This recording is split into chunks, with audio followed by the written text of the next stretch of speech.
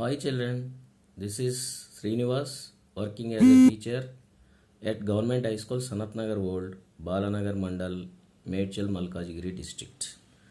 నేను ఈ వీడియో ద్వారా మీ ముందుకు ఎందుకు వచ్చానంటే పాలిటెక్నిక్ ఎంట్రన్స్ రాసేటటువంటి విద్యార్థులు సులభంగా సీటు ఏ విధంగా సాధించాలో తెలుసుకుందాం. ఈ సూచనలు పాటిస్తే కొంత మెరుగైనటువంటి ర్యాంకు లభించేటటువంటి అవకాశం ఉంటుంది. ఈ వివరాల్లోకి వెళ్ళడానికంటే ముందు మీ అందరినీ రిక్వెస్ట్ చేస్తున్నాను, ఈ ఛానల్ను ముందుగా సబ్స్క్రైబ్ చేయండి. Thank you. సులభంగా మరి ఎంట్రన్స్లో మంచి ర్యాంక్ ఎలా పొందాలి, మనం ప్రిపరేషన్ ఏ విధంగా కొనసాగించాలో ఒకసారి చూద్దాం. 10వ తరగతి యాన్యువల్ ఎగ్జామ్స్ అయిపోగానే ఒక 20 డేస్లో మళ్ళీ మీకు ఈ ఎంట్రన్స్ ఎగ్జామ్ ఉంటుంది.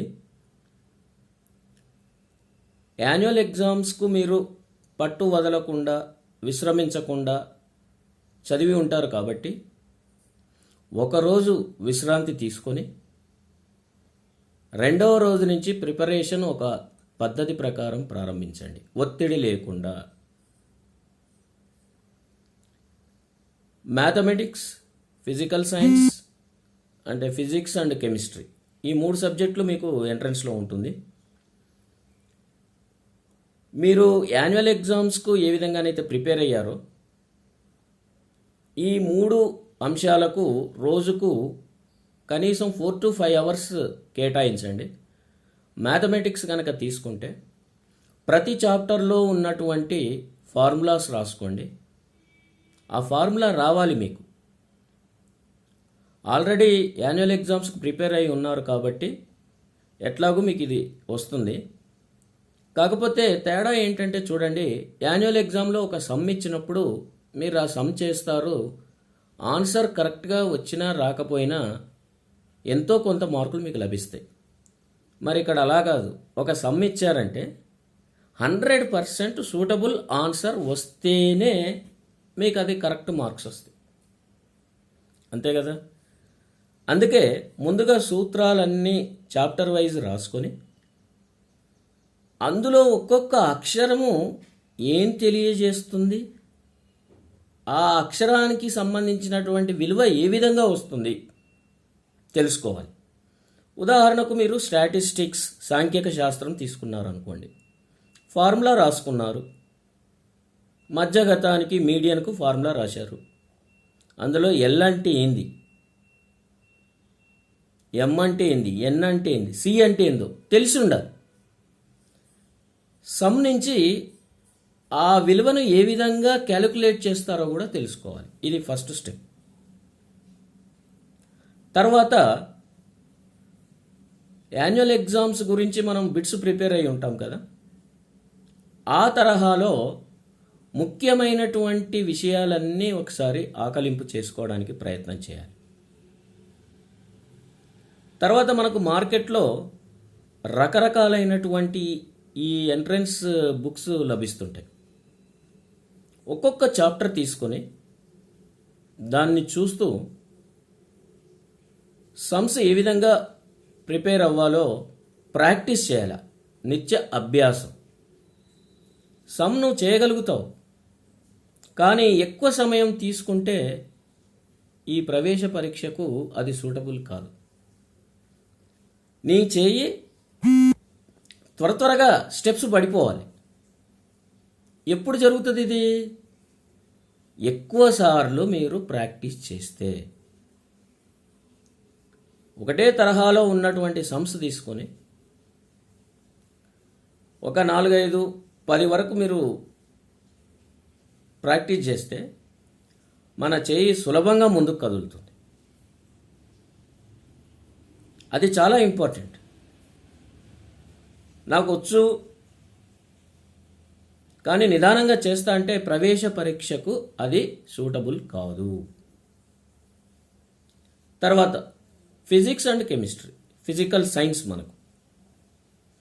అందులో ముందుగా ప్రతి లెసన్లో ఉన్నటువంటి కీ వర్డ్స్, కీలక పదాలు అని ఉంటాయి చూడండి, ఆ కీలక పదాలన్నిటి యొక్క డెఫినేషన్స్ కానీ మీనింగ్ కానీ చక్కగా తెలుసుకోండి.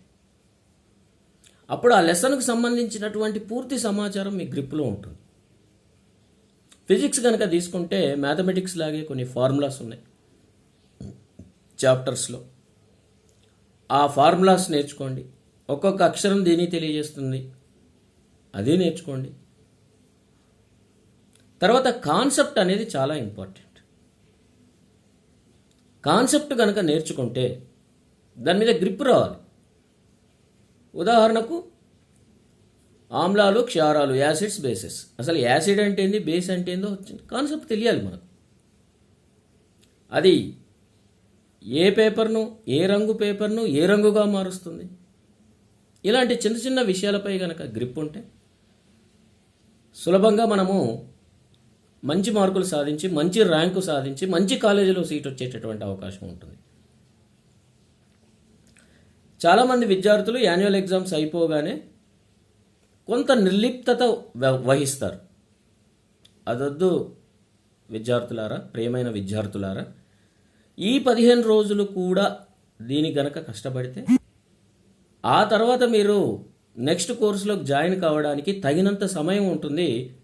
అప్పుడు మీరు ఇన్ని రోజులు పడ్డటువంటి శ్రమను కాస్త మర్చిపోయి జాలీగా ఉండవచ్చు. ఈ విధంగా physics and chemistry point to point ఇటు టెక్స్ట్ బుక్ ద్వారా, మార్కెట్లో దొరికేటటువంటి ఎంట్రన్స్ బుక్స్ ద్వారా చదువుకొని కాన్ఫిడెంట్గా ఉండాలి. ఇంకా ప్రిపరేషన్ మరి ఎంతవరకు నువ్వు దాన్ని సాధించగలిగావో చూడాలి అంటే అతి ముఖ్యమైనటువంటి విషయం బాగా గుర్తుపెట్టుకోండి. మోడల్ పేపర్స్ ఉంటాయి, ప్రీవియస్ పేపర్స్ ఉంటాయి మనం తీసుకున్నటువంటి బుక్లో. మీకు 150 బిట్స్ ఉంటాయి, 150 మినిట్స్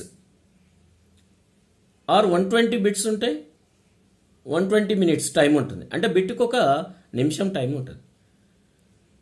మీరు ఇంట్లో కూర్చున్నప్పుడు కూడా రోజు ఒక పేపర్ ప్రాక్టీస్ చేయండి. ఎలా ప్రాక్టీస్ చేస్తారంటే, ముందుగా వైట్ పేపర్ మీద మనము ఆన్సర్స్ ఏ విధంగా రాసుకుంటాం, 1 2 3 4 నంబర్స్ వేసుకొని 4 గళ్ళు వేసుకోండి. ఓఎంఆర్ షీట్ ఏ విధంగా ఇస్తారో అట్లా ఓఎంఆర్ షీట్ లాగా మీరు తయారు చేసుకొని ఒక 10 జిరాక్సులు తెచ్చిపెట్టుకోండి.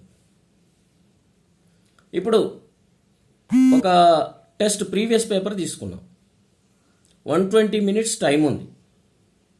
కరెక్ట్గా టైం పెట్టుకోండి. ఆ పరీక్ష మొత్తం సాధన చేయండి, ఆన్సర్స్ రాయండి. టైం అయిపోయిన తర్వాత దాని కీ కూడా దాంట్లో ఉంటుంది. కీ చూసుకోండి ఎన్ని మార్కులు వచ్చాయి, టైం సరిపోతుందా, టైం సరిపోవట్లేదా, టైం మేనేజ్మెంట్ ఎట్లాగో కూడా తెలుస్తుంది. ఇట్లా కనీసం మీరు 10-15 పేపర్లు అటెంప్ట్ చేయండి. టైం ఎలా మేనేజ్ చేయాలో మీకు తెలుస్తుంది విద్యార్థులారు. తర్వాత ప్రాక్టీస్ చేసేటప్పుడు బాగా గమనించండి. మీకు పూర్తిగా సమాధానం తెలిస్తేనే అక్కడ ఆన్సర్ పెట్టండి.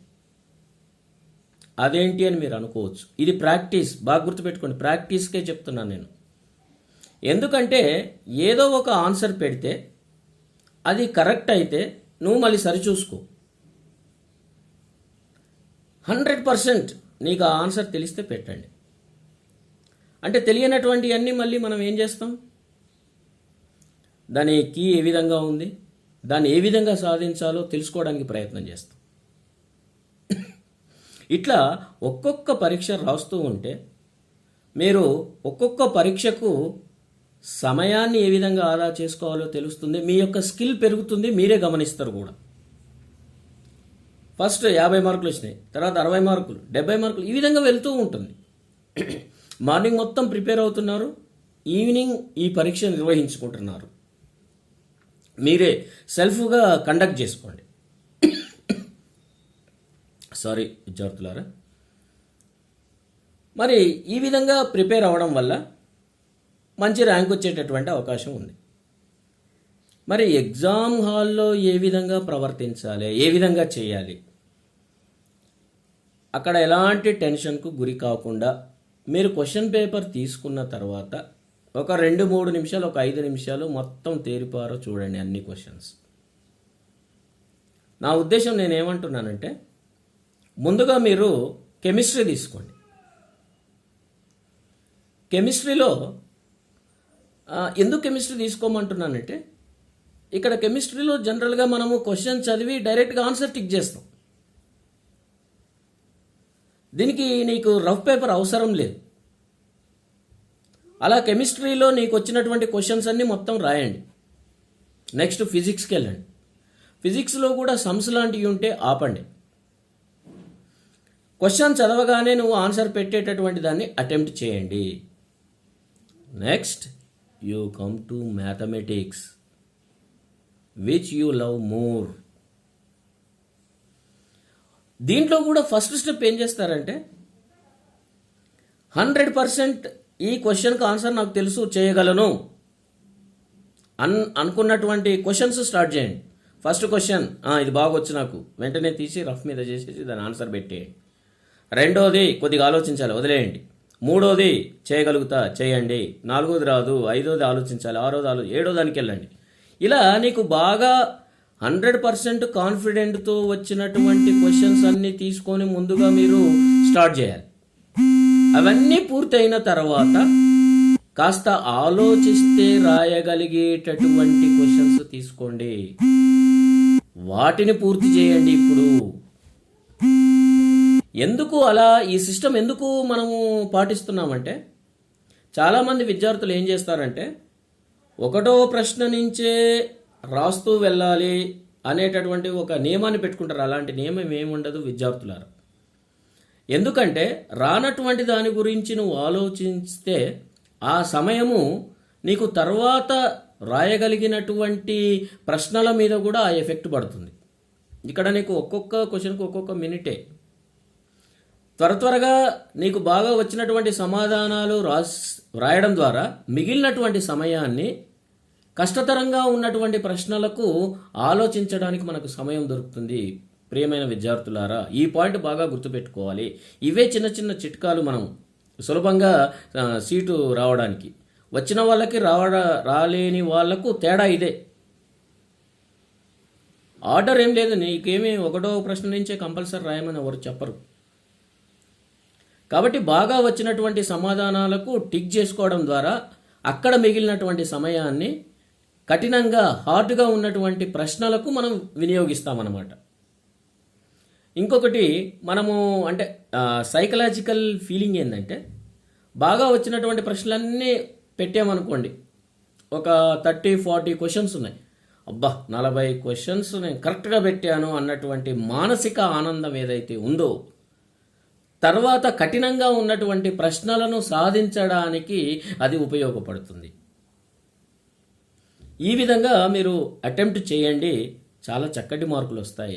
ఇంకొక పాయింట్ బాగా గుర్తుపెట్టుకోండి, మనం డైరెక్ట్గా నేను చెప్పినట్టుగా బాగా వచ్చిన ప్రశ్నకు సమాధానం మీరు అక్కడ రాస్తున్నారు, అంటే ఓఎంఆర్ షీట్లో రుద్దుతున్నారు. ఈ రుద్దేటప్పుడు ఏం చేస్తారంటే పిల్లలు, ఇక్కడ ఒక క్వశ్చన్ చదువుతారు, అక్కడ ఒక క్వశ్చన్ జంప్ చేస్తారు. ఫర్ ఎగ్జాంపుల్ ఇక్కడ 6వ క్వశ్చన్ చదువుతారు, అక్కడ మీరు ఆ హడావుల్లో 7వ దానికి రుద్దేస్తారు. ఇక్కడ 7వ చదువుతారు, ఇక్కడ 8. ఏమవుతుంది, అది జంప్ అవుతుంది. కాబట్టి ప్రతి క్వశ్చన్కు ఆన్సర్ రాసేటప్పుడు ఈ పాయింట్ మాత్రం గుర్తుపెట్టుకోండి, జంప్ కాకుండా చూసుకోండి. ఈ విధంగా మీరు సులభంగా సీటు సాధించవచ్చు. ఈ విధమైనటువంటి ప్రయత్నాన్ని చేయండి. ముఖ్యమైనటువంటి ప్రయత్నం ఏంటిదంటే, కనీసం 10-12 మోడల్ పేపర్స్ ఇంటి వద్ద మీరు సెల్ఫ్గా టైం పెట్టుకొని సాధించడానికి ప్రయత్నం చేయండి. ఇంప్రూవ్మెంట్ మీరే గమనిస్తారు. చాలామంది ఉద్యోగాలకు వెళ్ళేటప్పుడు రాసేటటువంటి పరీక్షలకు ముందు ప్రిపరేషన్ ఈ విధంగానే ఉంటుంది. So all the best my dear students. ఈ వీడియో చూసిన ప్రతి ఒక్కరు కూడా పాలిటెక్నిక్ ఎంట్రన్స్లో మంచి ర్యాంకు సాధించి మంచి ప్రభుత్వ కాలేజీలో సీటు సాధించండి. అక్కడే మీకు క్యాంపస్ సెలక్షన్స్ కూడా ఉంటాయి. ఇంకా చదువుకోవాలి అనుకుంటే ఈసెట్లో బెస్ట్ ర్యాంక్ వస్తుంది మీకు. మంచి బీటెక్ కాలేజీలో సీటు సంపాదించండి. ఈ ఛానల్ను సబ్స్క్రైబ్ చేయండి, మర్చిపోకండి. Thank you. All the best. God bless you my dear children.